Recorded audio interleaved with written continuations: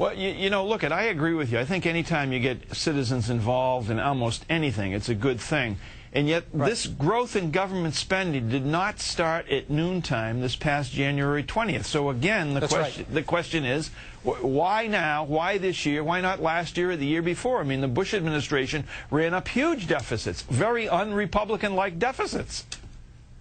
Well, as I said, I think it's a fair question. You know, when I came out against the Wall Street bailout last fall, I thought I'd be in a distinct minority in the Congress. And then in 1 week, Mike, after I came out against it and a majority of House Republicans opposed our own president on the Wall Street bailout, I got 10,000 emails in 5 days, and that's just what got through. You'd have to ask John, who's one of the leaders of this grassroots movement in the country, what motivated him. But I really think something happened last fall when the American people saw the prior administration and the Democrat Congress willing to get out our grandchildren's credit cards and bail out bad decisions on Wall Street, and the stimulus bill and the budget that was just passed are all just adding steam to that anxiety. There you go, John. It's teed up for you. What's your response?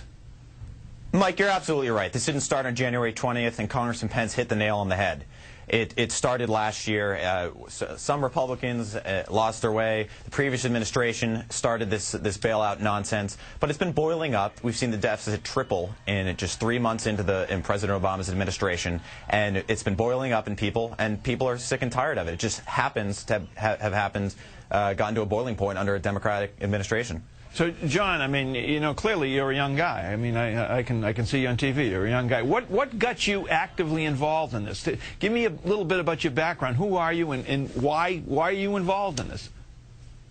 Absolutely. I work at a free market think tank, the Heartland Institute here in Chicago. In my spare time on weekends and nights leading up to the February 27th Tea Parties, my good friend J.P. Ferrer, who's been on this network at the American Spectator, invited me and asked me if I could help him get some momentum going behind having a tea party in front of the White House. We did. We had over 300 people show up. And there were concurrent tea parties across the country on that day. And ever since then, you had thousands come out in Orlando, Cincinnati, and then today in Chicago, we had over 5,000 and many more in cities across the country.